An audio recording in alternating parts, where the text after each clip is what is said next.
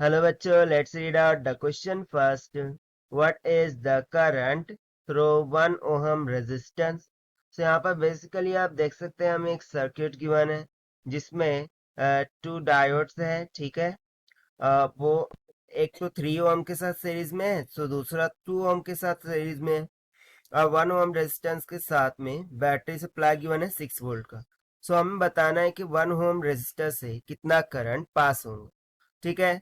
सो बहुत ही सिंपल सा क्वेश्चन है, चलिए स्टार्ट करते हैं हम सोल्यूशन से।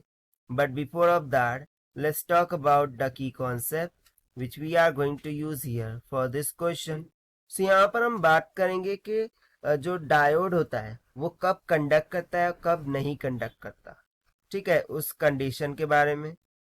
सो when diode is set to be in forward bias, जब फॉरवर्ड बायस होगा, सो उस कंडीशन में डायोड क्या करता है, कंडक्ट करता है।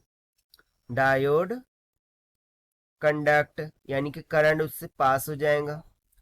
अब वो जब रिवर्स बायस होगा, ठीक है, जब वो रिवर्स बायस होगा सो उसमें नो कंडक्शन, जब वो रिवर्स बायस में होगा वो कंडक्ट नहीं करेगा। सो इसके अकॉर्डिंग यदि मैं बोलूं कि ये डायोड D1 है और ये डायोड D2 है, तो सिंपली हम डायग्राम से बोल सकते हैं कि जो D1 है वो किस में है, फॉरवर्ड बायस कंडीशन में है, यानी कि ये कंडक्ट कर जाएगा। बट जो D2 है वो तो रिवर्स बायस में है, यानी कि ये कंडक्ट नहीं करेगा, नो कंडक्शन, राइट। सो यदि D2 कंडक्ट कर ही नहीं रहा है, यानी कि ये एज अ ओपन सर्किट क्या करेगा, वर्क करेगा, यानी कि ये 2 ओम रेजिस्टर इस सर्किट में है ही नहीं, राइट। सो बस इसी कॉन्सेप्ट का हम यहाँ पर यूज करेंगे। सो फाइनली यदि मैं सर्किट ड्रॉ करूँ, ठीक है, सो जब हम बैटरी सप्लाई देंगे सो डायोड D1 ये कंडक्ट कर जाएगा, यानी कि it will be act like a simple wire जिसमें से वह करंट फ्लो हो रहा है। सो मैं यदि इसका सर्किट ड्रॉ करूँ, ठीक है, सो ये कुछ इस तरीके से आ जाएगा कि 3 ओहम रेजिस्टेंस है, ठीक है, यहाँ पर बैटरी सप्लाई है हमारा दैट इज 6 वोल्ट का, यहाँ पर 1 ओहम रेजिस्टेंस है, ठीक है। और ये जो डायोड है, ठीक है, ये सिंपल एक वायर की तरह क्या कर रहा है, एक्ट कर रहा है। It's just like a wire act कर रहा है। ये हो जाएगा 3 ओहम, ये हो गया 1 ओहम और ये हो गया 6 वोल्ट के इक्वल, ठीक है। सो इसमें मैं मान लेता हूँ लेट सपोज कि जो करंट फ्लो हो रहा है वो करंट आई है। अब ये जो करंट आई है ये 1 ओहम से भी फ्लो होगा और 3 ओहम रेजिस्टेंस से भी फ्लो होगा, क्योंकि दोनों रेजिस्टेंस कैसी हो गई है, सीरीज में हो गई है।